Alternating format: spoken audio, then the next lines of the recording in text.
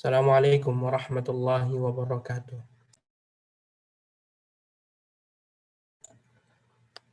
Alhamdulillahi rabbil alamin. Wassalatu wassalamu ala asyrafil anbiya'i wal mursalin. Nabiyyina Muhammadin wa ala alihi wa ashabihi ajma'in. Amma ba'd. Ikhwati fillah, a'azzanallahu wa iyyakum. Alhamdulillah, segala puji hanya milik Allah Subhanahu wa ta'ala yang telah memberikan kesempatan kepada kita nikmat waktu luang dan memberkahi kita dan mudahkan kita untuk mendatangi majelis ilmu. Ikhwati fillah, a'azzanallahu wa iyyakum. Alhamdulillah, kita bertemu kembali di kajian kitab Khulasatu Ta'zimil Ilmi, ringkasan dari kitab Ta'zim Al-Ilm karya Syekh Saleh bin Abdullah bin Hamad Al-Utsaimin hafizahullahu ta'ala. Dan ikhwati fillah, a'azzanallahu wa iyyakum, seorang penuntut ilmu harus berusaha membersihkan dirinya dari hal-hal yang mengotori hatinya. Seorang penuntut ilmu juga harus mengikhlaskan niatnya kepada Allah Subhanahu wa taala dalam menuntut ilmu. Kemudian seorang penuntut ilmu harus memiliki tekad yang kuat dalam menuntut ilmu agama. Dan seorang penuntut ilmu harus mencurahkan seluruh tekad dan kekuatannya untuk mempelajari Al-Quran dan Sunnah, memperdalami keduanya. Seorang penuntut ilmu juga harus meniti jalan yang telah dibenarkan oleh para ulama. Seorang penuntut ilmu harus menguasai seluruh cabang ilmu agama dan memperhatikan hal yang terpenting, kemudian yang terpenting. Hal yang paling penting, kemudian yang terpenting. Kemudian seorang penuntut ilmu harus menggunakan masa mudanya untuk menimba ilmu sebanyak-banyaknya. Karena jika sudah memasuki usia tua, maka dia akan kebingungan dan kesusahan untuk mendapatkan ilmu. Dan seorang penuntut ilmu harus perlahan-lahan dalam mengumpulkan ilmu, tidak tergesa-gesa. Karena terkadang dengan ketergesaan dan tidak ada perencanaan sama sekali akan menggagalkan kita dalam menuntut ilmu. Kemudian seorang penuntut ilmu harus bersabar dalam belajar dan mengajarkan ilmunya kepada orang lain. Kemudian seorang penuntut ilmu harus beradab dengan adab-adab syar'i, dan seorang penuntut ilmu harus menjaga ilmunya dari hal-hal yang mengotorinya. Suatu yang bisa menilai orang lain kepada diri kita dengan penilaian yang buruk dan negatif, maka harus ditinggalkan, walaupun tidak ada dosa padanya. Seorang penuntut ilmu harus intikhabus suhbati salihatilah, mencari selektif dalam memilih teman.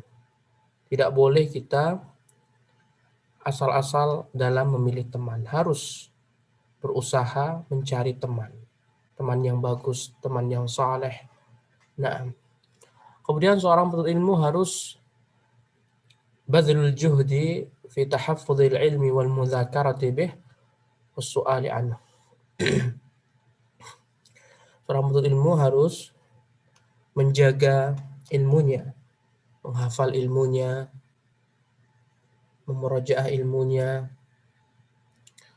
kemudian bertanya perihal ilmu. Jika ada persoalan yang susah difahami, maka harus bertanya kepada para ulama.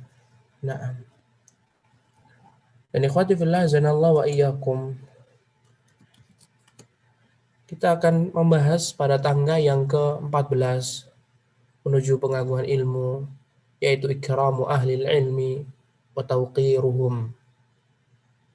Tangga yang ke-14, ikramu ahlil ilmi, memuliakan para ulama, memuliakan seorang guru, seorang ustaz, seorang syekh, wa tawqiruhum, dan menghormati mereka. Al-Quran dan Sunnah telah mengisyaratkan akan kedudukan tinggi para ulama dan orang-orang yang membawa ilmu agama, termasuk para ustaz. Maka selayaknya kita menghormati mereka dan memuliakan mereka. Tetapi kita tidak boleh berlebihan di dalam menghormati mereka, sehingga ketika mereka tiba di majelis ilmu, kita berebutan mencium tangannya. Maka ini semuanya tidak ada dalilnya, tidak ada contohnya dari para sahabat ridwanullah alaihim ajma'in. Para sahabat mereka mengagungkan Nabi SAW. Tapi keagungan mereka kepada Nabi, pengagungan mereka kepada Nabi dan penghormatan mereka tidak sama sekali bersifat ghulu, berlebih-lebihan. Sehingga jalan yang benar dalam menghormati para ulama, jalan yang benar memuliakan mereka adalah jalan yang pertengahan. Tidak terlalu ghulu dan tidak menjatuhkan derajat mereka atau menghinakan mereka. Nah, foto lagi.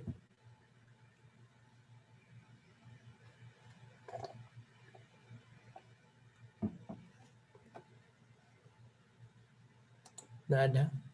Baik. Ikhwati fillah, azanallahu wa iyyakum. Penulis beliau hafizahullah Syekh Saleh bin Abdullah bin Hamad Al-Utsaimin mengatakan, inna fadlal ulama'i azim wa mansibahum mansibun jalil li'annahum aba'ur ruh fasyaikhu abun lirruh kama anna al-walida abun lil jasadi fali'tirafu bifadlil muallimin haqqun wajibun. Inna fadlal ulama'i azim, sesungguhnya kemuliaan ulama, keutamaan ulama, kedudukan ulama sangatlah tinggi. Dan kita telah jelaskan panjang lebar di pertemuan sebelumnya bagaimana Allah memuji para ulama dan mengangkat tinggi derajat mereka, dan bagaimana pula Rasulullah SAW menjunjung tinggi kedudukan ulama dan mengangkat derajat mereka. Sehingga ulama memiliki kedudukan yang tinggi. Ulama bagikan pewaris para nabi. Dan kata penulis, wa mansibuhum mansibun jalil, kedudukan mereka amatlah terhormat dan mulia. Li'annahum aba'ur ruh, sebab mereka adalah orang tua rohani. Ilmu agama itu ibarat ruh. Ilmu yang bersifat bisa merubah kita, bisa memperbaiki diri kita. Sehingga siapapun yang bisa merubah diri kita, maka dia disebut abur ruh. Jadi para ulama mereka yang bisa merubah hati kebanyakan kaum muslimin yang awalnya keras menjadi lembut, yang awalnya membangkang menjadi taat. Nah, fasyekhu abun lirruhi, fasyekhu abun lirruhi kama anna alwalida abun lil jasadi.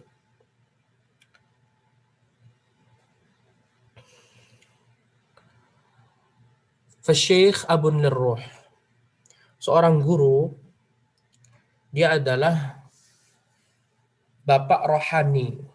Tapi jangan berpikir bapak rohani ini seperti orang-orang Nasrani. Jangan sampai berpikiran seperti itu. Karena bahasa bapak rohani itu lebih identik dengan orang-orang agama lain. Tetapi abun lirruh, bapaknya rohani, maksudnya ini apa? Jadi ilmu agama itu diibaratkan seperti ruh.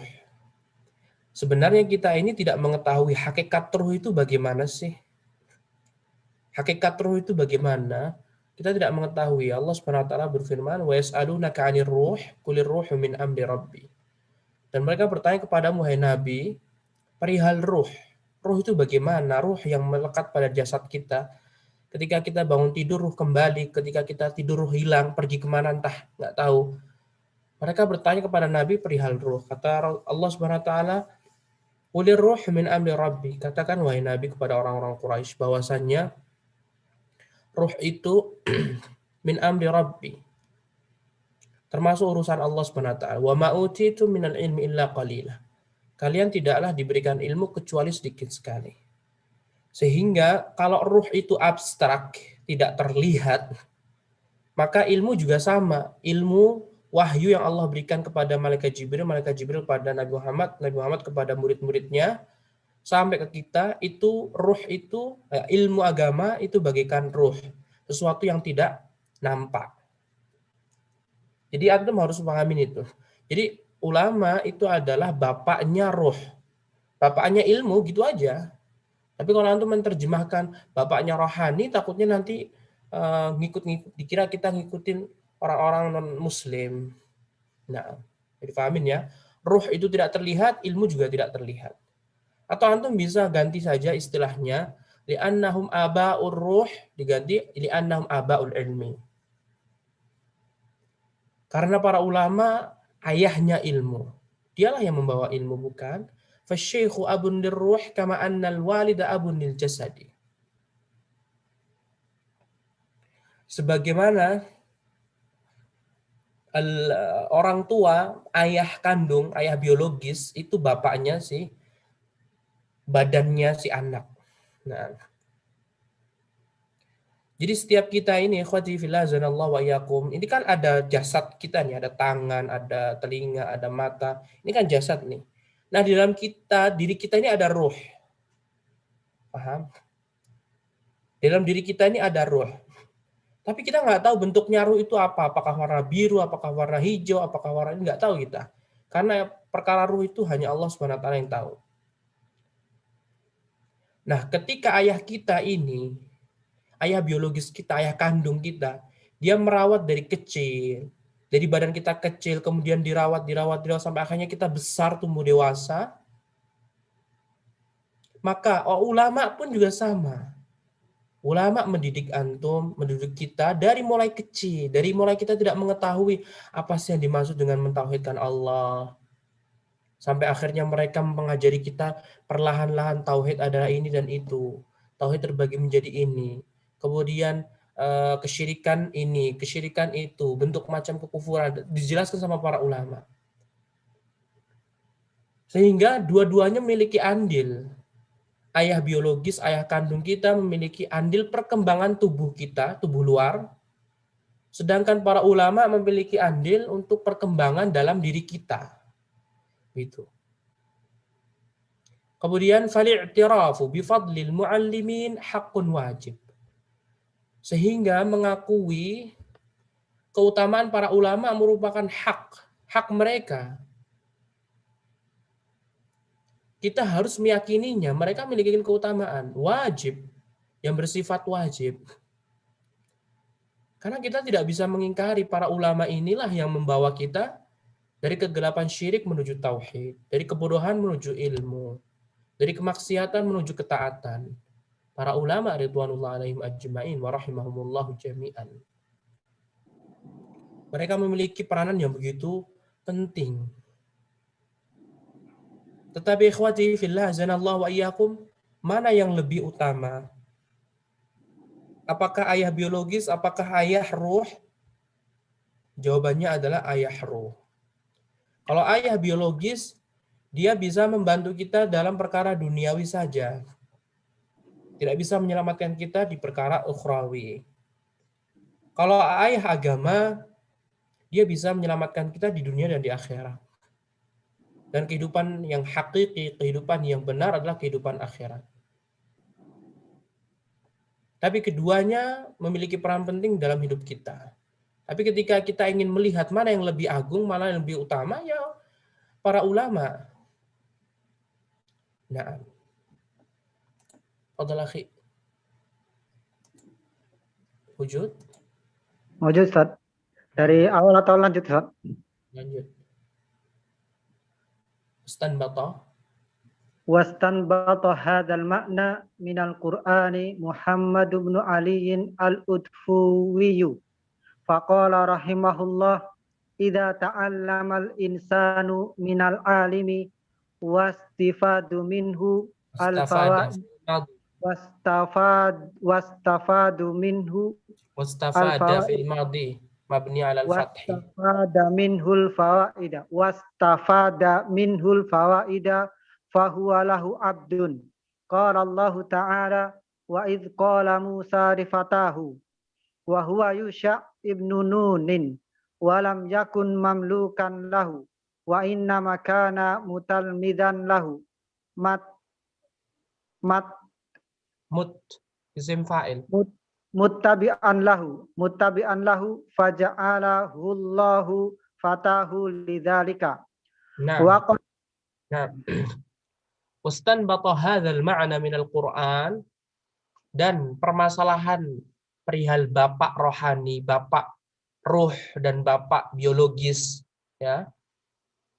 Ini sebenarnya ada di Al-Qur'an. Diisyaratkan oleh siapa? Muhammad bin Ali Al-Utfuwi.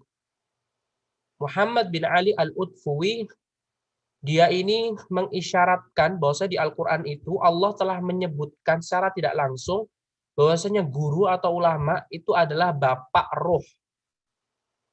Walaupun antum sudah tua renta, kalau antum belajar dari seorang ustadz yang umur 40 tahun, tetap dia dianggap bapaknya antum. Faqala rahimahullah, maka berkatalah Muhammad bin Ali tadi, "Idza ta'allama al-insanu minal alimi", apabila seseorang mendapatkan ilmu, belajar dari seorang guru, wastafada minhul fawaida, dan dia mendapatkan faedah yang begitu banyak dari gurunya, dari ulama tadi, fahuwa lahu abdun, maka orang yang menuntut ilmu tadi, dia bagaikan budak. Dia bagaikan budak. Kalau antum mengajar anak-anak TPA, anak-anak TPA itulah budak-budak antum. Kalau antum memiliki pengajaran, antum mengajarkan siapa? Anak-anak SMP, SMA, pesantren, dan mereka budak antum.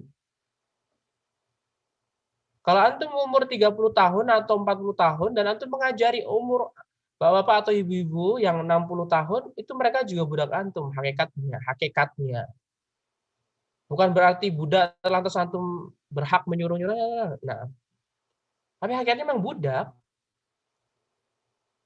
Lihatlah Allah Subhanahu wa taala berfirman, kata beliau, qala Allah taala, Allah berfirman, wa idz qala Musa li fatahu, dan ingatlah tatkala Nabi Musa berkata kepada fatahu, pemudanya.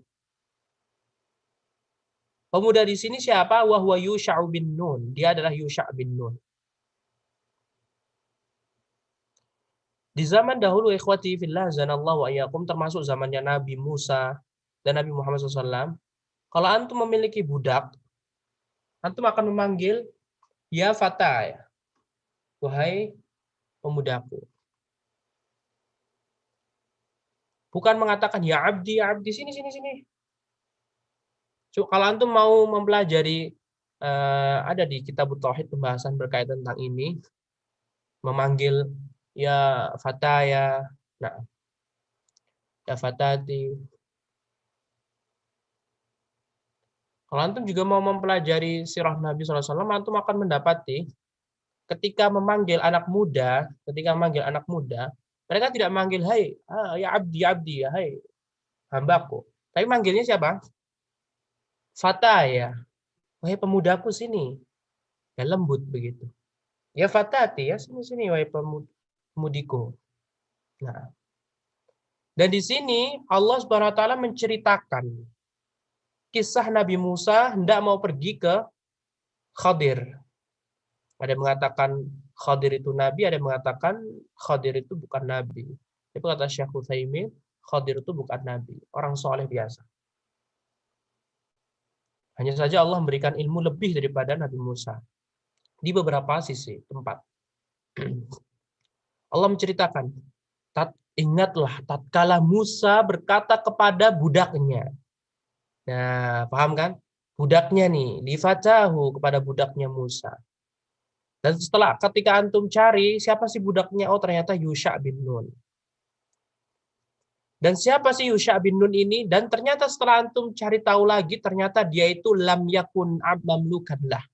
Bukan budaknya Nabi Musa. Wa inna makana mutalmidzan lah. Akan tetapi Yusha bin Nun, dia muridnya Musa. Muttabi'an lahu. Selalu mengikuti Nabi Musa alaihissalam. Ya kayak ibarat kata kayak Nabi Muhammad sama Abu Bakar, Nabi Muhammad sama Umar, seperti itu. Orang merdeka Yusha bin Nun, bukan budak. Tetapi apa? Faja'alahu Allahu fatahu lidzalik.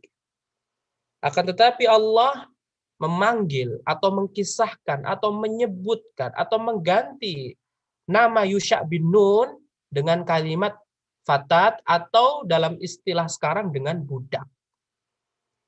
Paham?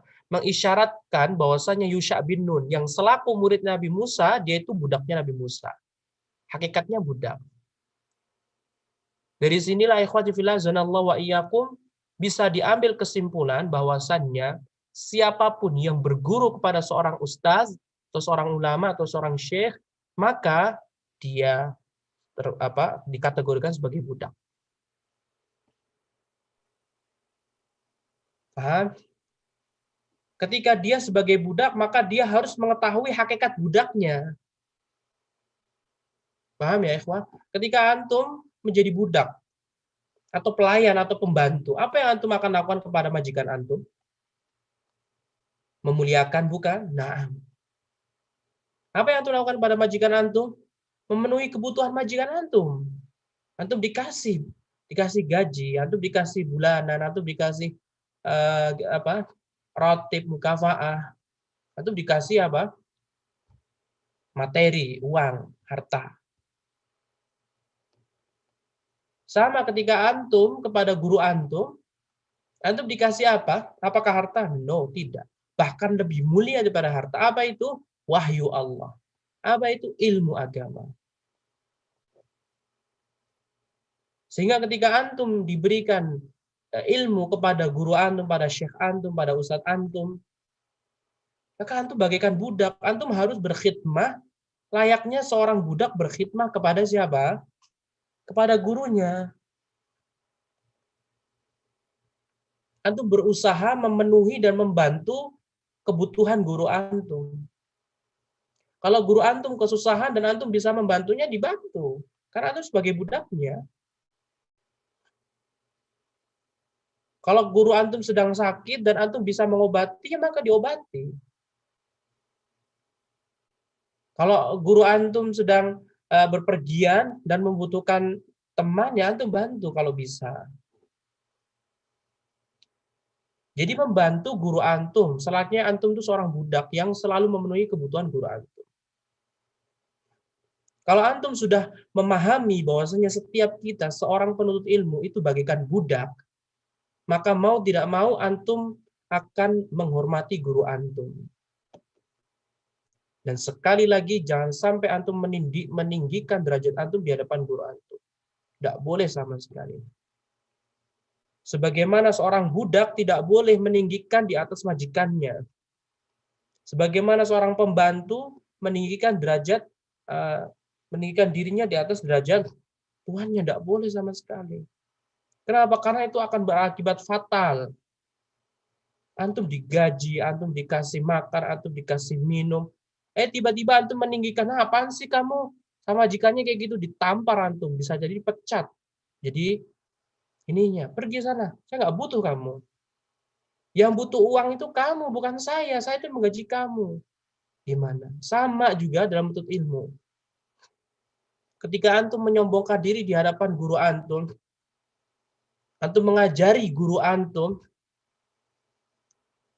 pasti antum akan apa? Mendapatkan akibatnya, cepat atau lambat. Dan nanti baru ketika antum sudah jauh dari guru antum, jauh dari majikan antum akan menyesal. Dulu aku mendapatkan harta banyak banget ya sama majikan ini. Dulu aku mendapatkan ilmu banyak sekali ya dari Ustadz Fulan. Tapi lantaran apa? Akibat antum. Musibah itu disebabkan karena kita. Ketika antum menyombongkan diri di hadapan guru antum, yang seharusnya ketika kita mendatangi majelis ilmu, kita itu harus merunduk, merendahkan diri, menghinakan diri, harus merendahkan diri dan menghinakan diri. Barang siapa yang datang ke majelis ilmu tidak mau merendahkan diri, dia tidak akan sukses. Lihatlah perkataan Abdullah bin Abbas. Beliau mengatakan, zalaltu taliban fa'azaztu matluban. Aku ketika menuntut ilmu menghinakan diriku. Tapi setelah itu aku menjadi apa? Mulia. Abdullah bin Abbas tidak mau mengetuk rumah Zaid bin Thabit. Beliau rela di luar rumah, tertidur. Sampai butiran pasir mengenai wajah beliau, beliau pun biarkan itu. Sampai tibalah waktunya Zaid bin Thabit keluar rumah dan membuka pintu dan mendapati Abdullah bin Abbas tertidur di depan rumahnya. Kemudian Zaid bin Thabit pun seorang tua, Abdullah bin Abbas masih muda. Kenapa engkau tidak mengetuk pintu rumahku? Wahai sahabat Rasul dan sepupu Nabi SAW. Kata Rasulullah, kata Zaid bin Thabit, saya tidak mau mengganggu guruku. Saya ingin bersabar sampai guru keluar memberikan ilmu. Sama juga Abu Ubaid Al-Qasim bin Salam.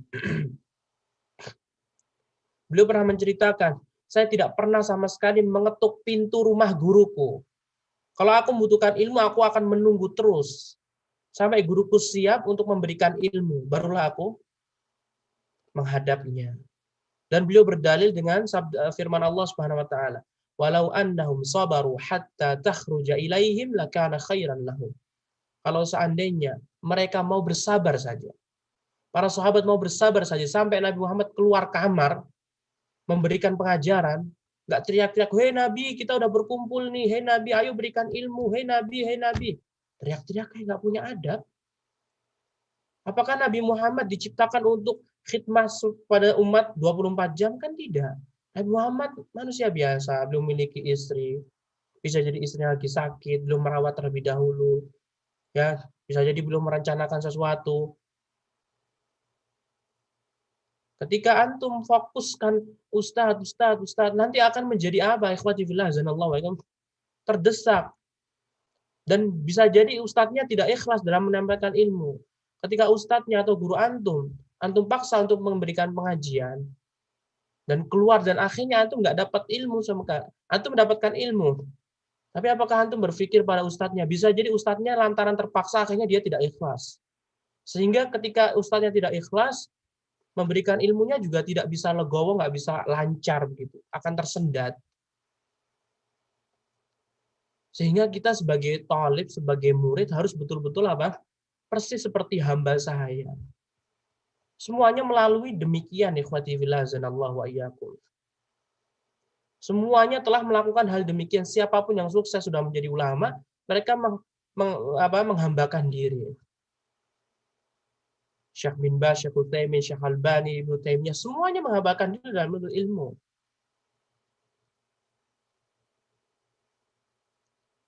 Tapi ketika kita menyombongkan diri di hadapan guru kita, bisa jadi guru kita marah, akhirnya ditampar antum dan diusir. Saya nggak mau dapat ilmu dari, saya tidak mau kamu mengambil ilmu dariku.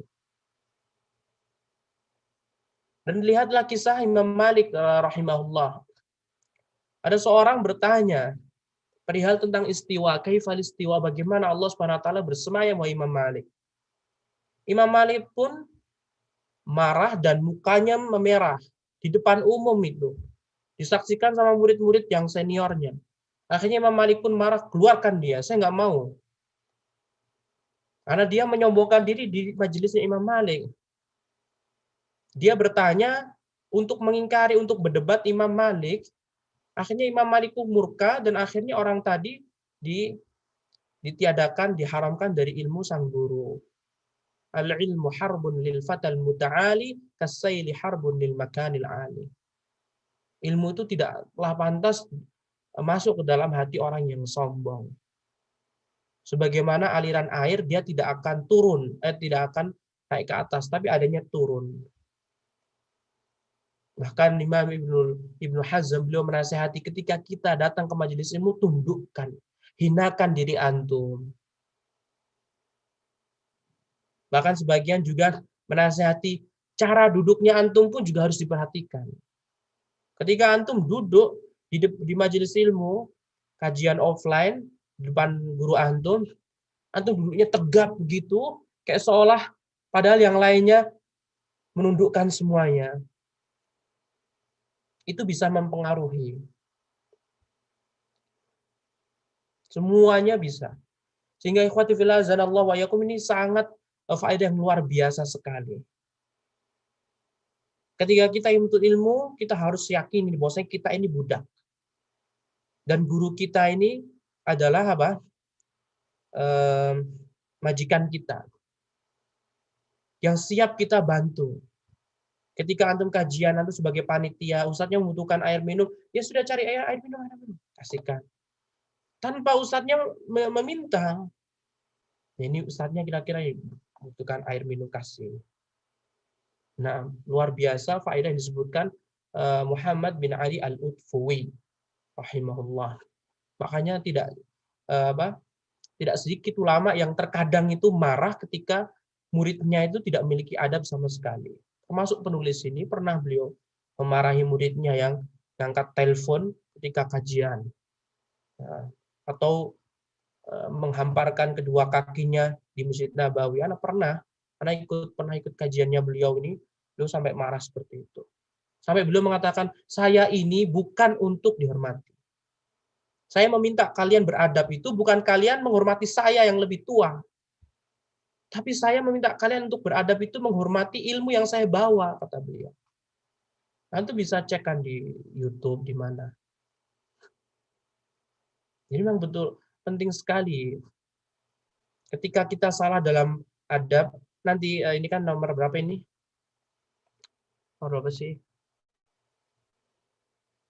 Nah, ini nomor 14. Nanti nomor 16, nomor 14, nomor 15 nanti mengembalikan seluruh persoalan yang sulit pada para ulama. Nanti nomor 16 nanti dibahas ya, harus ta'zim majelis ilmu.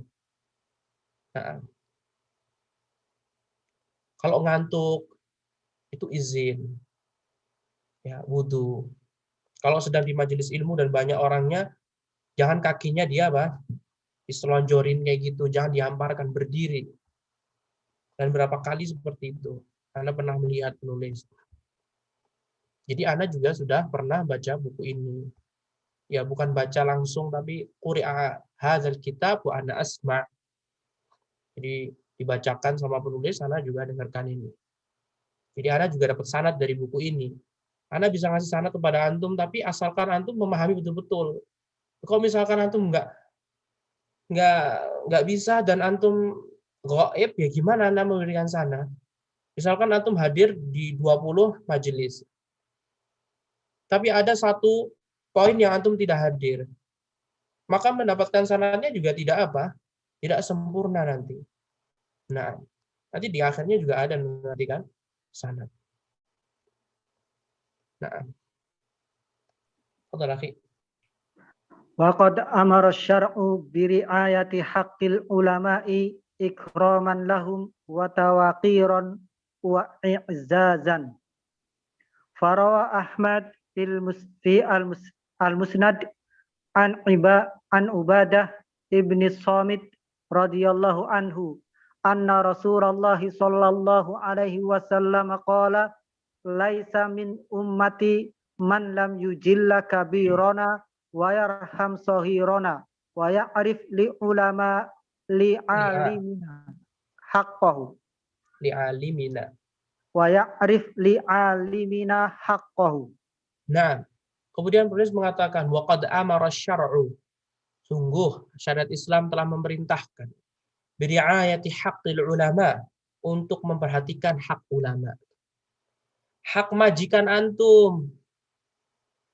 Jangan maunya antum ini dapat uang doang, tapi nggak mau bekerja, nggak mau mijetin gurunya majikannya antum, ya nggak mau bersih-bersih rumah. Ya. Nanti takutnya jadi al-mutaffifin. Wailul lil mutaffifin. Celaka bagi orang yang mutaffifin, mengurangi timbangan. Alladzina idza iktalu 'alan nas yastawfun. Dia ketika menimbang idza iktalu 'alan nas yastawfun. Ketika dia membeli barang dagangan, dia meminta dipenuhi apa?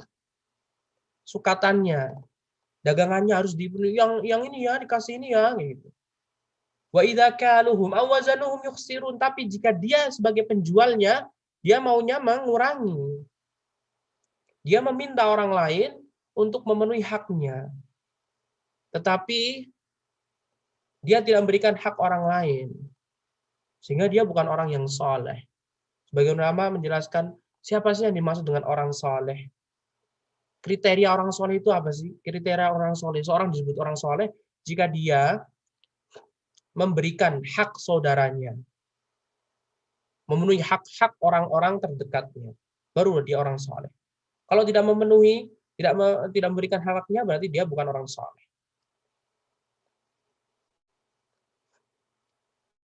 Sama, agama Islam memerintahkan penuntut ilmu harus memperhatikan hak para ulama. Wa ikraman lahum, memuliakan mereka. Wa tauqiran, dan menghormati. Wa i'zazan, dan memuliakan sama. Harus memuliakan.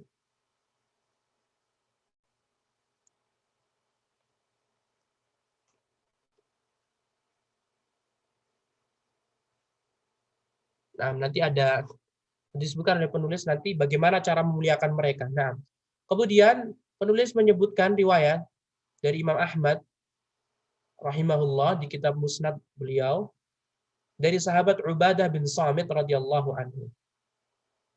Anna Rasulullah sallallahu alaihi wasallam qala, bahwasannya Ubadah bin Samit radhiyallahu anhu mengatakan bahwasanya Rasulullah sallallahu alaihi wasallam bersabda, "Laisa min ummati", bukan termasuk umatku, man lam yujilla kabirana, orang yang tidak mau menghormati orang tua. Orang yang tidak mau menghormati orang tua, sesepuh, maka dia bukan umat Nabi SAW. Tapi bukan berarti keluar dari agama Islam, bukan. Tetapi termasuk umat Nabi yang tidak merealisasikan 100% perintah Nabi SAW. Begitu. Wa yarham saghirana, bukan termasuk umat Nabi orang yang tidak mau menyayangi anak kecil yang lebih muda. Wa ya'rif li'alimina haqqahu, dan termasuk bukan umat Nabi seorang yang tidak mengetahui hak-hak ulama.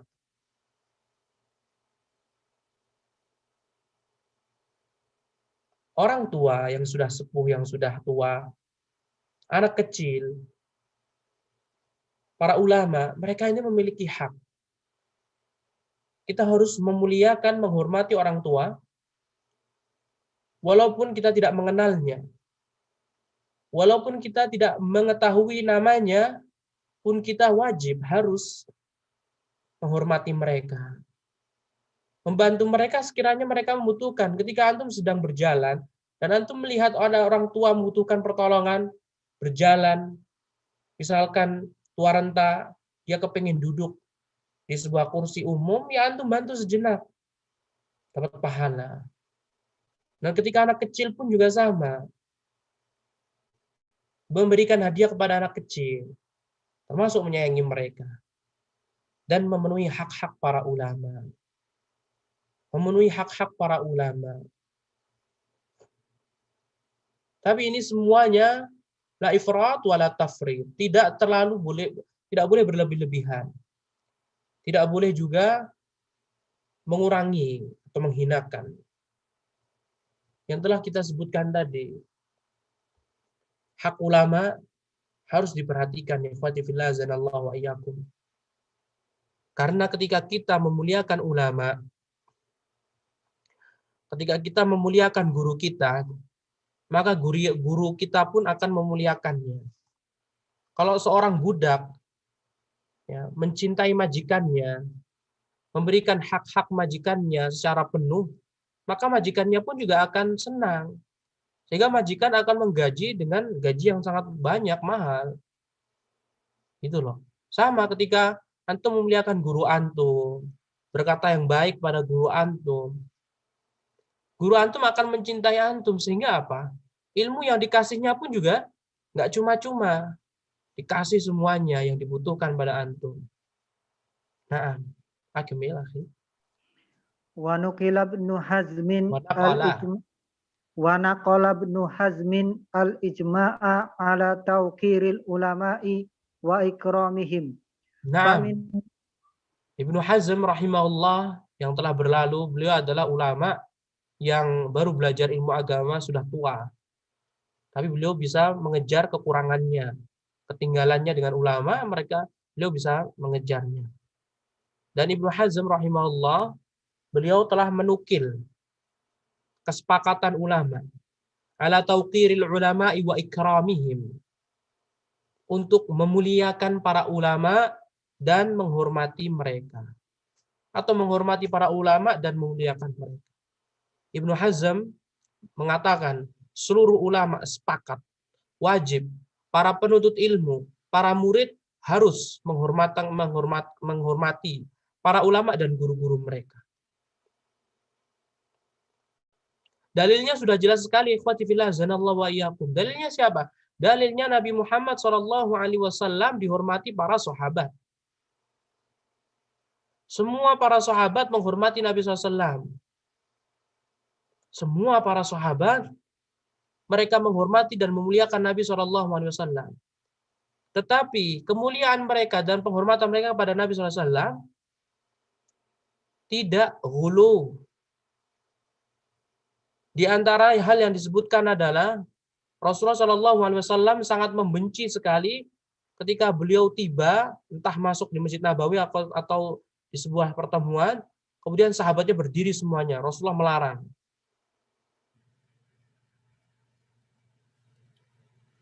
Dan yang kita saksikan saat ini di kebanyakan tempat dan wilayah,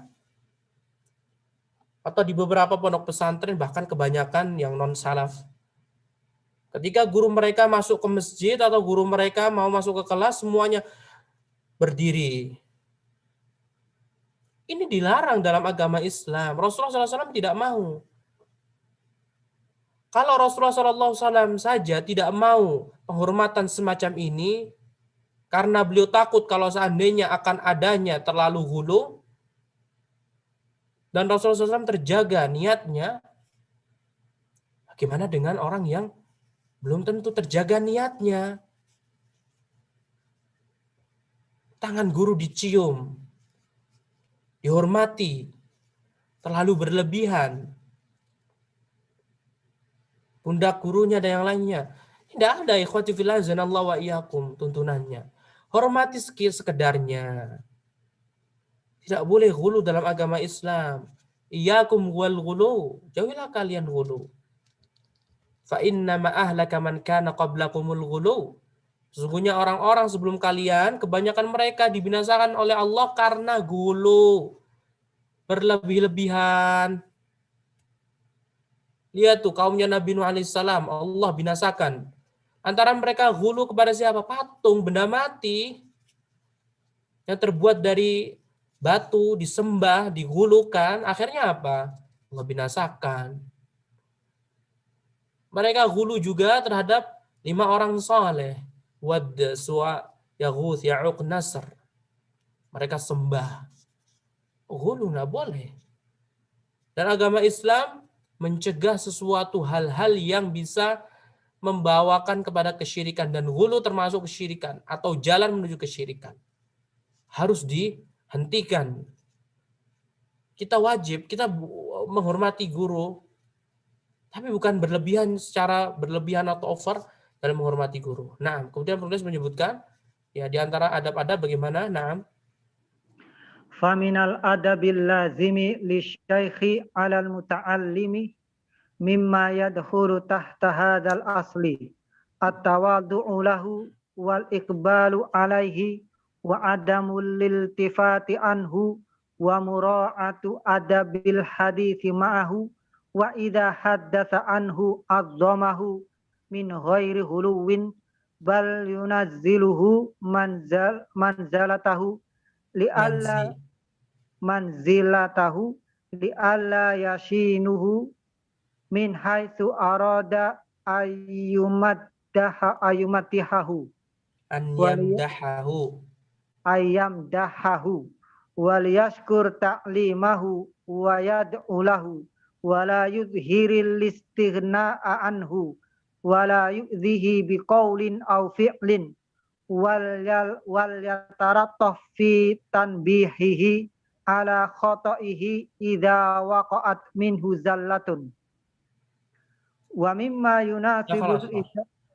Nah, kemudian kata penulis, hafizahullah Syekh Saleh, jazahullahu khairan, beliau mengatakan, faminal adabil lazimi lisyaikhi 'alal muta'allim. Adab yang harus diberikan untuk guru kita, yang harus dilakukan oleh murid, mimma yadkhulu tahta hadzal asli at-tawadu'u lahu. Di antara adab yang harus ditunaikan murid kepada gurunya, ini hak-hak guru antum nih. Apa ikhwah? Yang pertama, at-tawadu'u lahu. Bersikap tawaduk di depan guru.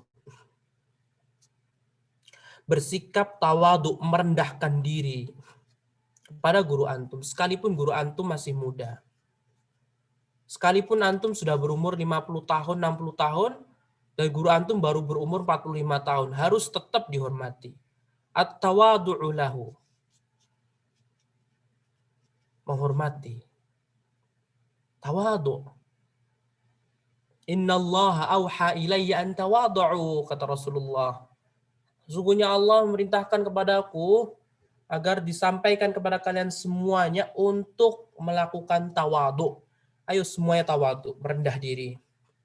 Wakhfil janahadzulli minar rahmah. Rendahkanlah sayapmu. Tawadu'lah. Antum tuh memiliki sayap. Jangan terlalu terbang tinggi. Jangan terbang tinggi di depan guru antum. Jangan terbang melebihi guru antum. Terbang di bawahnya, tawadu'. Wa ma tawadu'a ahadun lillah illa rafa'ahu Allah, kata Rasulullah sallallahu alaihi wasallam. Dan tidaklah seseorang mengamalkan ketawaduan kecuali Allah akan angkat derajatnya. Jangan menghadap ke atas terus, mendangak terus. Pandangan antum dijatuhkan ke tanah terus gitu. Terbang biasa saja, jangan lihat ke atas, ke bawah terbangnya. Nanti suatu saat Allah akan angkat derajat antum dan melebihi guru antum. Bertawaduklah.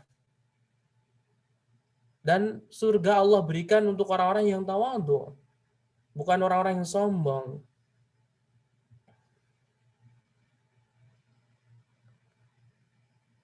Dan di antara ketawaduan, tidak mengatakan kepada guru antum, di kitab ini, di kitab itu, di kitab ini, di kitab itu, saya telah membaca ini, saya telah membaca itu. Seolah antum ingin tampil di hadapan guru antum ingin diketahui keilmuan antum di depan guru antum. Jauhi, hindari. Dan antum lebih mengetahui diri antum daripada guru antum. Sekiranya antum sudah merasa nampaknya ini ada ciri-ciri kesombongan nih, stop. Jangan terbang terlalu tinggi. Kemudian wal iqbalu alaihi. Di antara hak guru antum adalah iqbal alaihi. Memperhatikan pelajarannya. Setiap guru menyampaikan harus memperhatikan. Kalau guru sudah memberitahu akan ada kajian jam sekian, antum datangi, sambut. Kalau guru antum memerintahkan tolong ya, bantuin dan itu, maka antum harus menyambutnya. Kalau guru antum meminta tolong editin video ini dan itu, maka disambut. Ingat pesan tadi. Seorang guru sudah memberikan banyak harta kepada antum. memberikan bahkan lebih baik daripada harta. Ilmu tidak ada bandingannya. Kalau antum disuruh milih ilmu sama harta, kalau antum memilih harta, maka celaka antum. Harta tidak akan mengekalkan. Tapi dengan ilmu antum akan mengetahui ini amalan soleh, ini bukan. Sehingga antum bisa selamat di dunia dan di akhirat.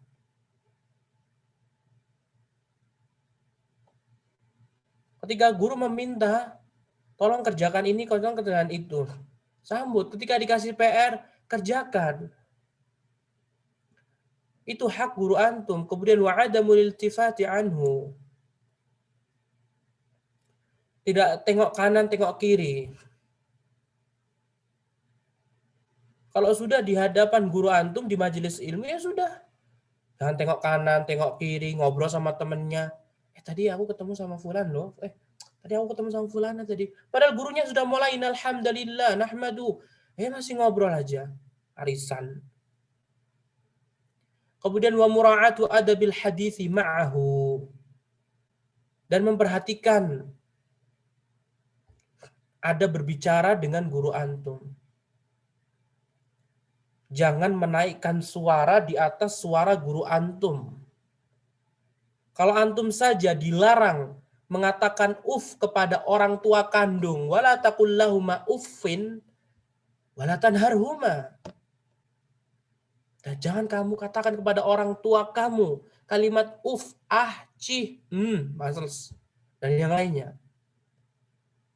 Wala tanharhuma, jangan bentak kedua orang tua antum. Pakai bagaimana antum bisa berani-beraninya mengatakan, meninggikan suara antum di depan guru antum? Yang guru antum telah menyelamatkan antum dari neraka ke surga. Menyelamatkan dari kebodohan menuju ilmu. Kesyirikan menuju tauhid.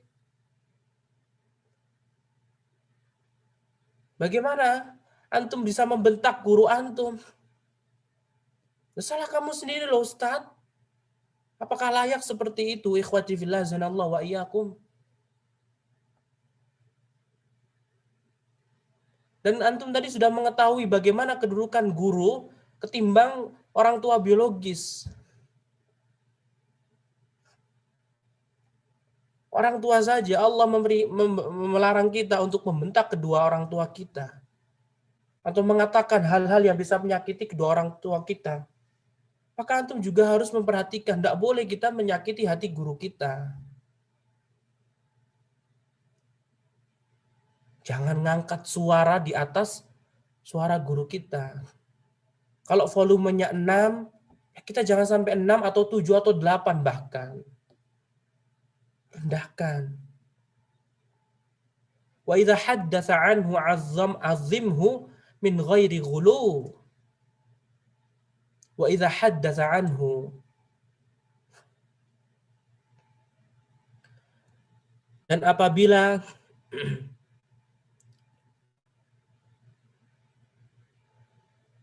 membicarakan tentangnya, azimhu.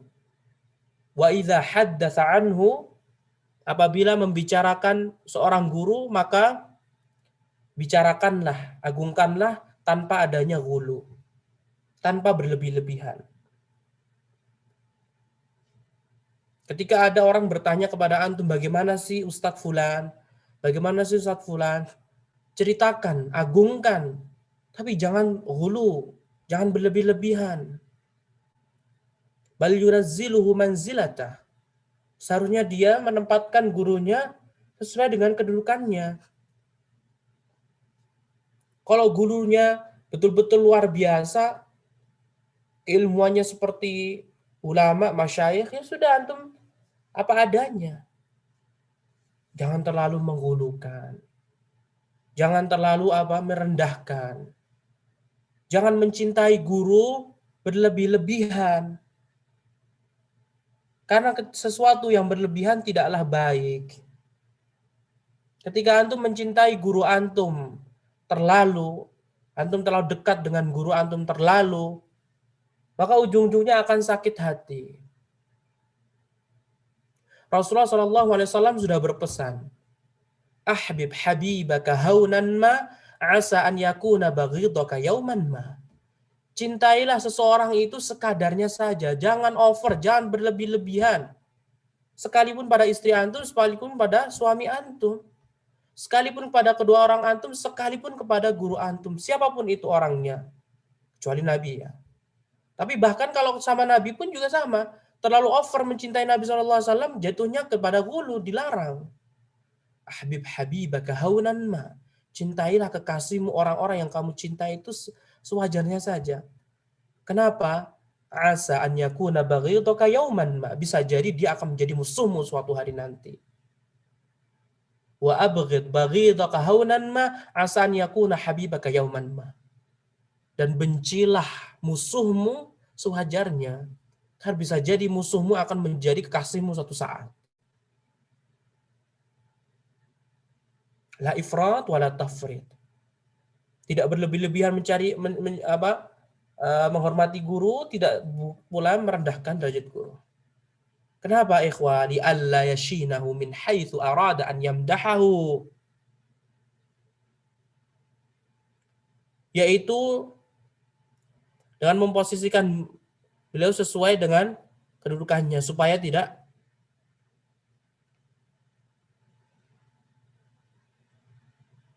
li'alla yashinahu min haitsu arada an yamdahahu wal yashkur ta'limahu wa yad'u lahu.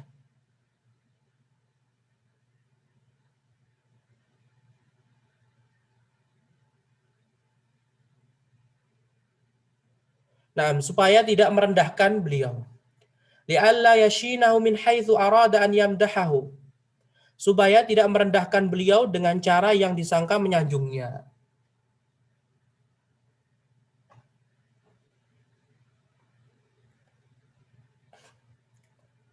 Karena terkadang pujian berkedok penjatuhan. Kemudian beliau juga memberitahu wal yashkur ta'limahu. Hendaklah seorang penuntut ilmu itu memberikan ucapan syukur atas pengajaran gurunya. Wa yad'u lahu, dan mendoakan gurunya. Sudah diberikan ilmu yang begitu banyak, ucapkan jazakallahu khairan. Ucapkan jazakumullahu khairan sebagai semoga Allah membalas kebaikan antum. Semoga Allah membalas kebaikan antum, Ustaz. Barakallahu fiik, Ustaz. Telah memberikan pengajaran ilmu. Wa yad'u lahu, dan mendoakan gurunya. Di sholat antum, di sujud antum, di antara azan dan iqamat, di sepertiga malam terakhir. Doakan guru antum. Lihatlah Imam Ahmad bin Hanbal mendoakan Imam Syafi'i 40 tahun lamanya. Mendoakan ikhwati fillah zanallahu wa iyyakum guru antum. Doakan guru antum. Wala yuzhiril istighna'a anhu. Jangan antum sampai menampakkan antum tidak butuh pada guru antum. Dah. Antum buat status WhatsApp. Kemudian dikomentari sama guru antum. Ini nggak benar akhi di kitab ini. Ini ada kesalahan kayak gini. Kemudian antum membalasnya, enggak Ustaz, ada kok di kitab lain kayak gini, kayak gini, kayak gini. Seolah antum tidak membutuhkan apa? Penjelasan guru antum. Kalau antum ya sudah, jazakallah khairan Ustaz, sudah mengingatkan. Baru kalau antum mau menolak masukan guru antum nggak masalah. Misalkan antum udah dapat di kitab lainnya. Intinya jangan menampakkan bahwa saya antum itu tidak butuh bimbingan guru antum. Kalau antum sekali-kali menampakkan antum nggak butuh dan ketahuan sama guru antum, habis antum. Diusir antum dari majelis ilmunya. Dan ingatlah ikhwati fillah zanallahu wa iyyakum, perjuangan antum dahulu kala. Perjuangan antum dahulu kala sebelum antum ini bertemu pada guru antum. Bagaimana antum terombang-ambing dalam kesesatan, kesana kemari, ikut di sana senang, di sini senang, ikut manhaj itu, ikut manhaj ini, ikut organisasi itu, ikut organisasi ini. Hingga akhirnya Allah SWT mempertemukan antum dengan guru antum. Setelahnya bertemu dengan guru antum dan antum awal mulanya merasa nyaman, Baru konflik sedikit akhirnya apa? Udahlah, aku nggak mau belajar lagi sama guru ini.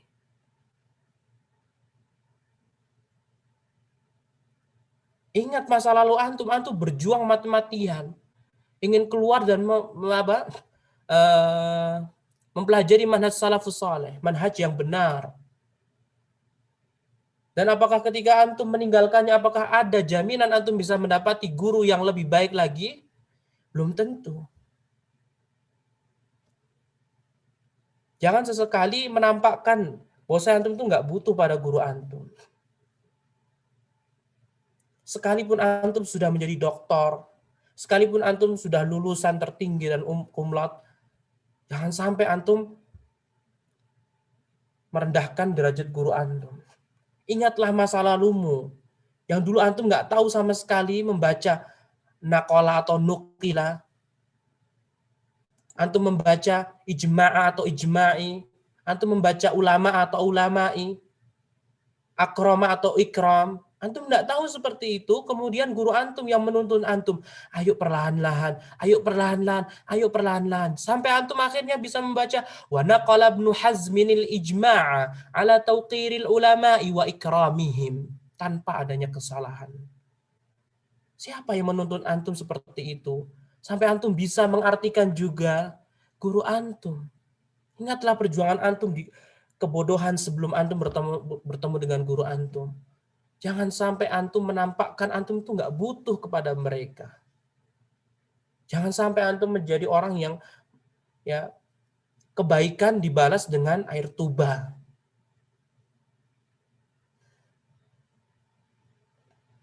Hormati guru antum, ikhwati fillah, azanallahu wa iyyakum. Jangan sampai sima antum itu buruk di depan guru antum. Doakan guru antum. Masa antum ngobrol sama temennya menyebutkan Ustadz Fulan, susah banget ya antum mengucapkan hafizahullah atau jazahullahu khairan. Padahal mulut kita ini tidak bertulang. Kita kalau gibah ngobrol saja berjam-jam bisa. Tapi masa cuma nyebutin Ustadz kita, Ustadz Fulan, hafizahullah, semoga Allah menjaga beliau. Barakallahu fihi. Apa susahnya, ikhwati fillah, azanallahu wa iyyakum. Di chat juga harus dibiasakan seperti itu. Ketika antum menukil, faedah dari Ustadz Fulan sebutkan hafizahullah. Walaupun orang lain tidak paham apa artinya hafizahullah, setidaknya antum ketika menulis hafizahullah ini niat dari diri antum.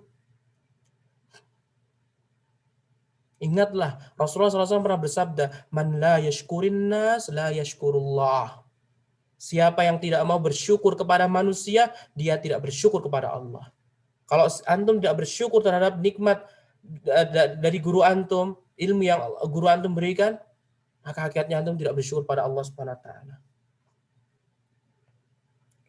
Kemudian di antara hak guru antum, wala yu'dhihi biqaulin aw fi'lin. Tidak boleh melukai guru antum dengan perkataan antum dan perbuatan antum.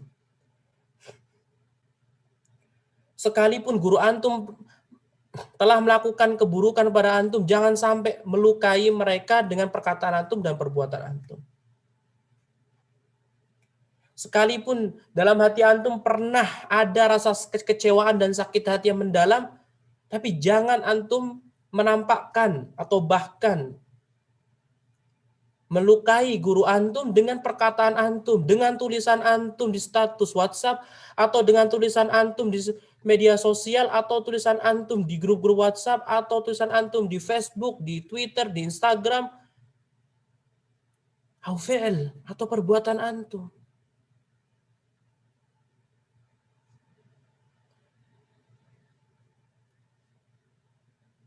Ingat ikhwati fillah, azanallahu wa iyyakum.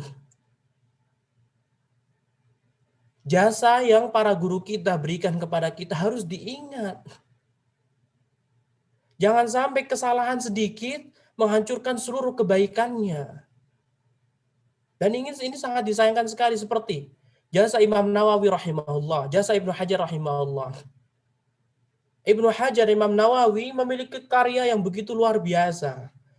Riyadhus Shalihin, Arba'in Nawawi, Syarah Sahih Muslim, Al-Majmu' Syarah Muhadzab, Fathul Bari, dan yang lainnya. Mereka kebaikannya banyak sekali. Masa lantaran gara-gara satu hal saja mereka mentakwilkan ayat sifat, mereka mengatakan istawa menjadi istaulah, antum membakar Sahih Bukhari, antum membakar Fathul Bari, antum membakar Syarah Sahih Muslim, antum membakar Riyadhus Shalihin. Kebaikan mereka sangatlah banyak. Hal ini sangat disayangkan, disebutkan oleh Syekh Utsaimin. Beliau sangat menyayangkan sekali. Ada penuntut ilmu, lantaran kesalahan sedikit yang dimiliki Ibnu Hajar Al-Asqalani dan Imam Nawawi, langsung dia mengajak orang-orang untuk tidak mau membaca Fathul Bari atau Syarah Sahih Muslim dan membakarnya.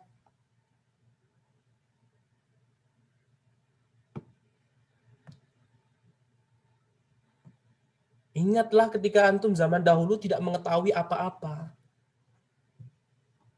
Di saat antum susah, di saat antum terpuruk, di saat antum terombang-ambing di atas manhaj yang tidak sahih, kemudian bertemu dengan guru antum, dan guru antum menguatkan manhaj yang sahih sesuai dengan pemahaman para sahabat.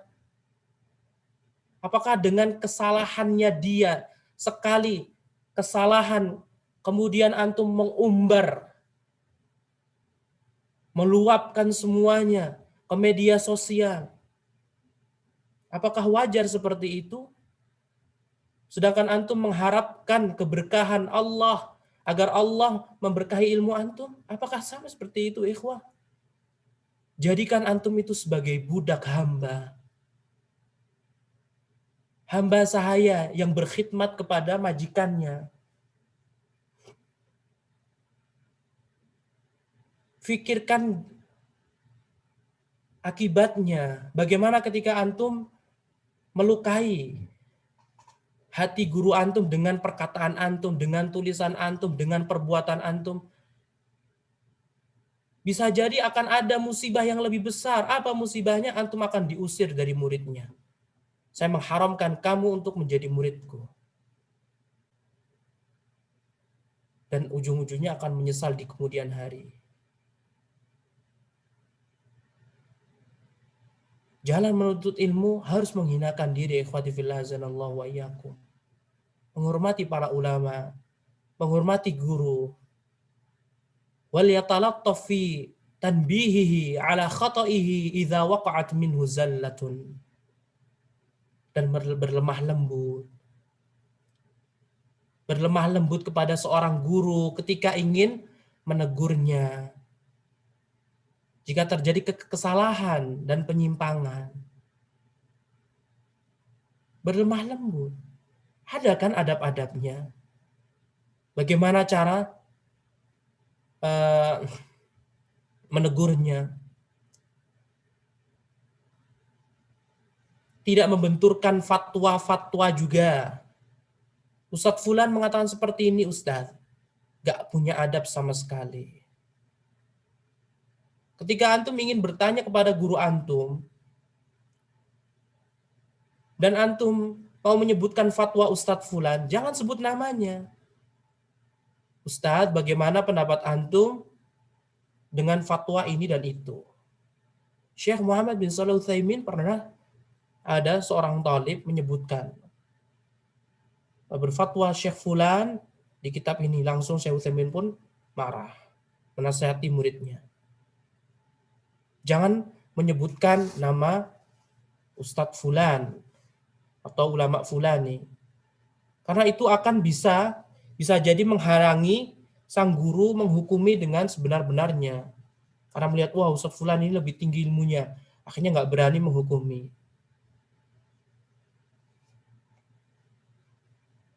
Kalau mau menegur kesalahan guru antum juga jangan seolah menggurui. Sama ketika antum ingin menegur orang tua antum.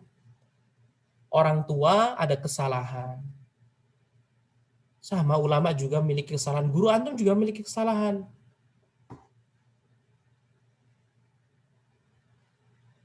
Tapi jika antum menegurnya tidak lemah lembut, bagaimana bisa diterima?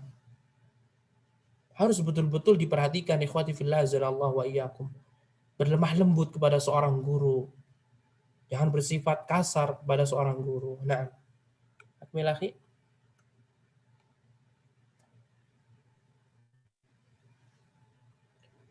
Akhi.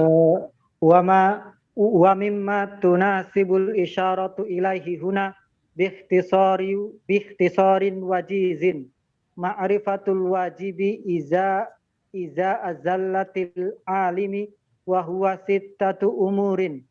Al-awwalu at-tasabbutu fi suduri zallati minhu, watsani at-tasabbutu fi kauniha khata'un, wa hadhihi wazifatul ulama ir-rasikhin fayus'aluna anha, watsalithu tarkutiba'ihi fiha, warrabi'u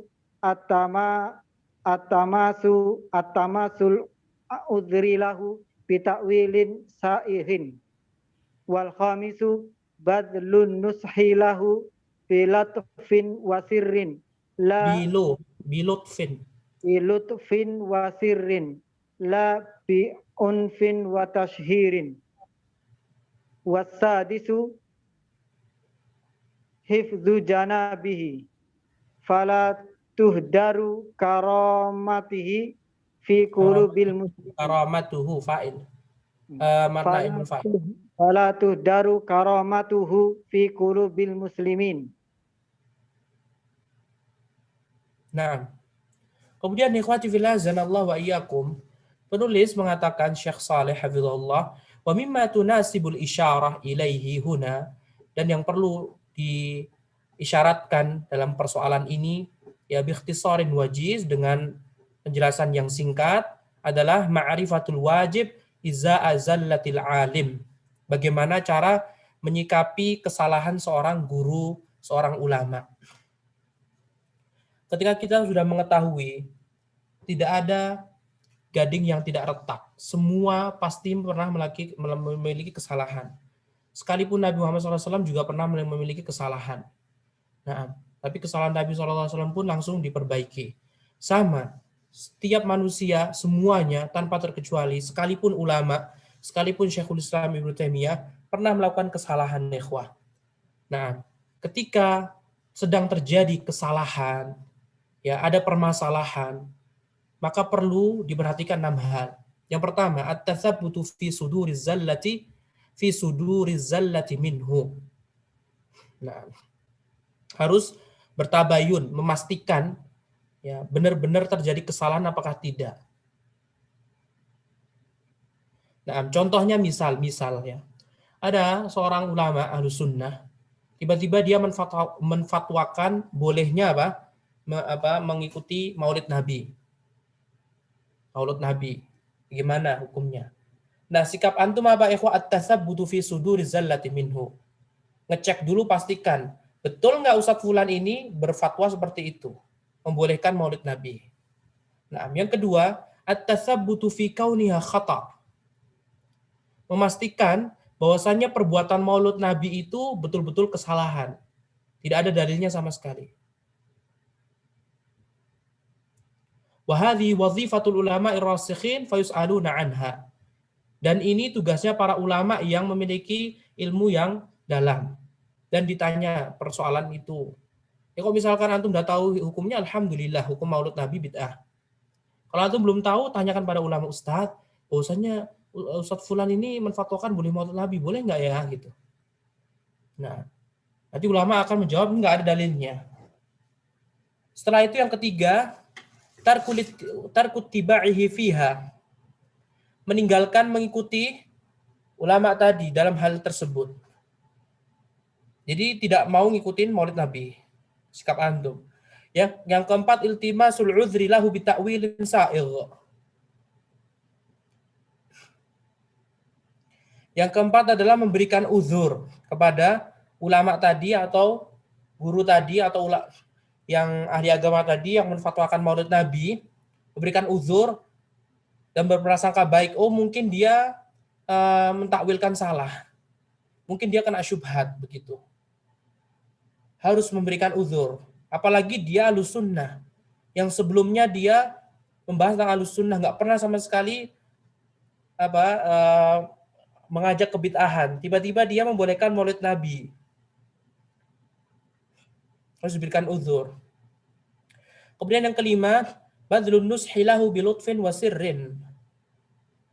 Memberikan nasihat kepada ulama tadi yang memfatwakan bolehnya Maulid Nabi dengan nasihat yang lutfin, lembut, wasirrin, dan sembunyi-sembunyi, jangan terang-terangan. La bi'unfin wa tashhir. Tidak dengan keras dan tidak juga dengan apa? Secara gamblang. Karena tabiat manusia itu maunya dilembuti.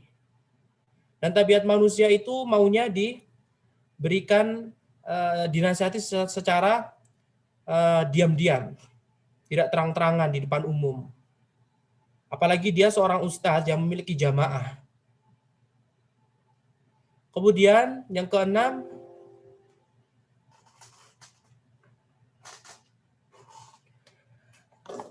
adalah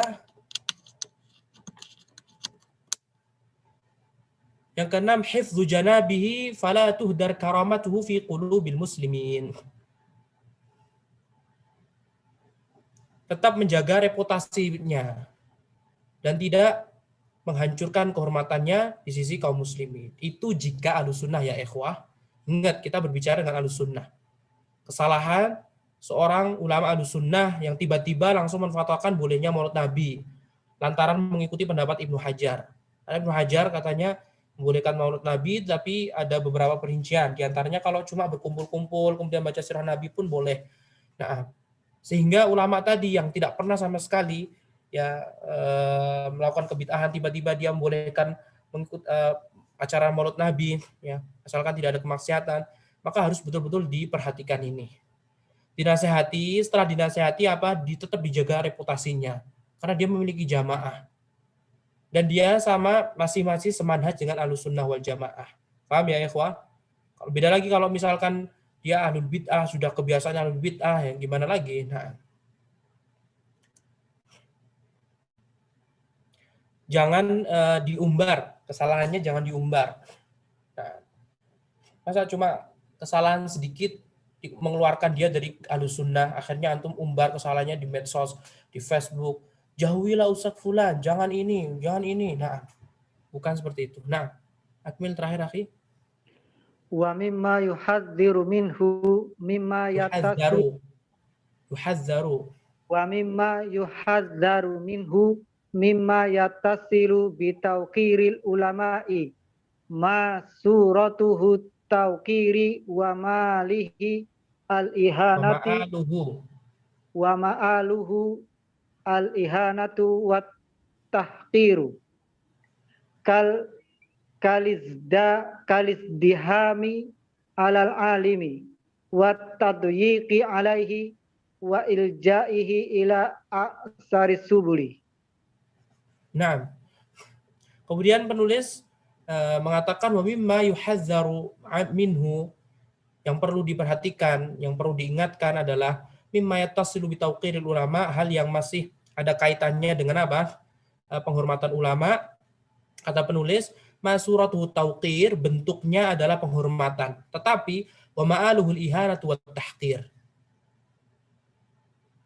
Ya, awalnya memang penghormatan, tetapi ujungnya bisa berimbas kepada kehinaan. Contohnya apa, ikhwati fillah azanallahu wa iyyakum? Contohnya adalah alizdihamu alal alimi, berdesak-desakan di sekitar ulama, wa tadyiqi alaih, menyempitkan beliau, wa iljaihi ila a'saris subul, dan membuat beliau atau ulama tadi sampai terpaksa memilih jalan yang sulit, yang susah. Paham enggak? Kebanyakan penuntut ilmu, tapi ini di Saudi ya, kalau di Indonesia anak jarang sih melihat seperti itu. Di Indonesia jarang sekali melihat penuntut ilmu antusias seperti itu. Kalau di Saudi, ketika dosen atau ulama sudah selesai ngisi kajian, murid-muridnya semua langsung ngumpul di belakangnya.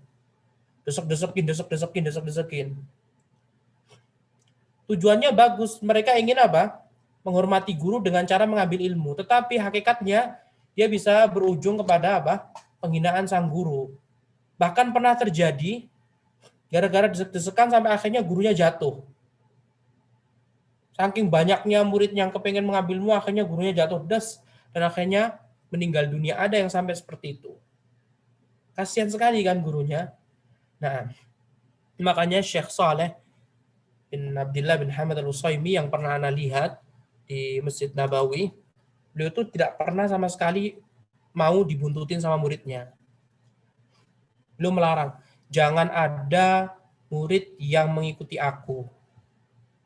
Udah selesai kajian, udah selesai kajian. Kalau mau bertanya, beliau apa? Mempersilahkan. Tapi tidak banyak. Jangan sampai banyak orang sampai mengurumpuli beliau seperti itu. Tidak mau beliau. Dan beliau termasuk orang yang jalannya cepat. Biar tidak mau apa? Biar tidak didekatin sama murid-muridnya. Karena bahaya. Nah, dan itu bisa menjadikan niat sang guru juga rusak kan.